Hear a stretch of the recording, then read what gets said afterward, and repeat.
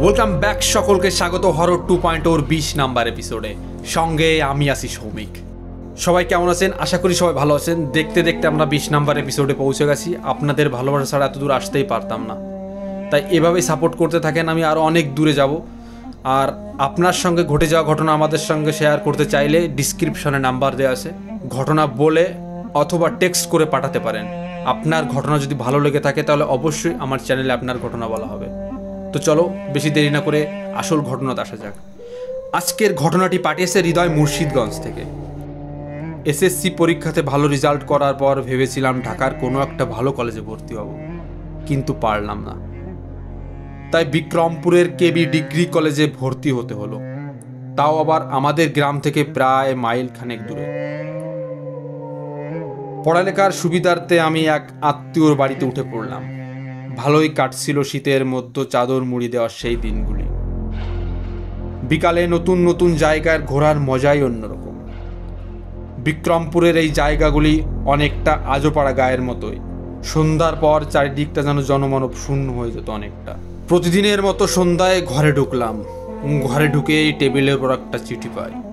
খুব অনুগ্রহের সাথে চিঠিটা পড়তে শুরু করলাম। চিঠিটা যখন পড়ছি আস্তে আস্তে আমার অন্তরাত্মা কেঁপে উঠল, কেননা তাতে লেখা ছিল ছোট কাকার ভীষণ অসুখ, অতি শীঘ্রই যেন আমি বাড়ি চলে আসি। ছোট কাকা হলো আমার সব থেকে প্রিয় মানুষ, আর ছোট কাকার অসুখ, তাই আমি সময়ের পরোয়া না করেই পায়ে হেঁটে রওনা হলাম। বলাই বাহুল্য তখন রাস্তাঘাটের অবস্থা খুবই খারাপ। সেদিন ছিল খুবই শীত, কুয়াশার চাদরে যেন সব ঢাকা পড়ে গেছে। চারপাশ নিঃশব্দ হয়ে গেছে, গ্রামের মানুষ, প্রকৃতি, সব কিছু। আমি আলু ক্ষেতের মধ্য দিয়ে হাঁটছি, চারিদিকে চোখ বুলালাম, এক হাত দূরে কিছুই দেখা যাচ্ছে না।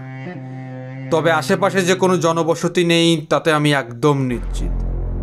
ভয় যে করছে, কি করব তা বুঝে উঠতে পারছি না, কিন্তু কিছু করার নেই। মাঝে মাঝে দু একটা কুকুর শিয়াল এমনভাবে ডাকছে যেন বুকটা কাঁপিয়ে দিচ্ছে।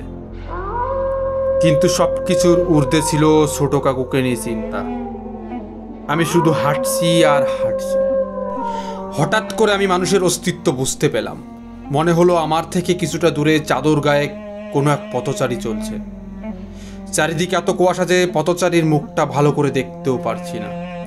আমি সাহস নিয়ে বললাম, কে তুমি? শুনছো?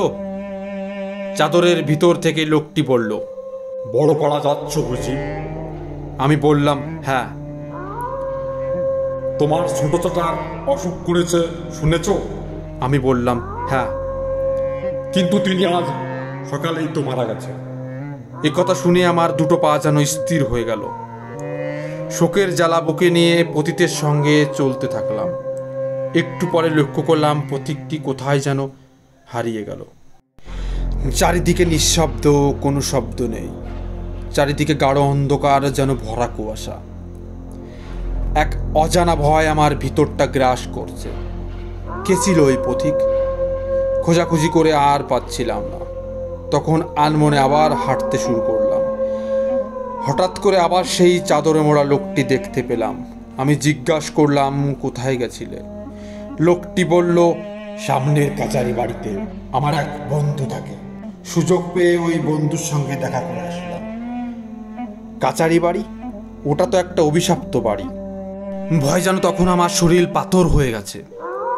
বেশি দিন আগের কথা নয়, আমি আর ছোট কাকা এসেছিলাম এই কাচারি বাড়িতে। কারা নাকি কাকার বন্ধুকে মেরে এই কাচারি বাড়িতে ফেলে রেখেছিল।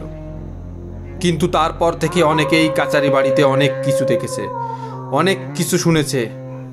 রাতে নাকি শুনেছে কান্না, কখনো শুনেছে ইঙিয়ে ইঙিয়ে কোনো শিশু কান্না করে, কখনো বা অজানা কণ্ঠে ডেকে ডেকে বলে, আয় কাচারি বাড়িতে, আয় কাচারি বাড়ি।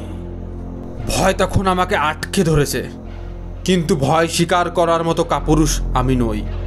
হঠাৎ করে সেই লোকটি উচ্চ স্বরে হেসে উঠল।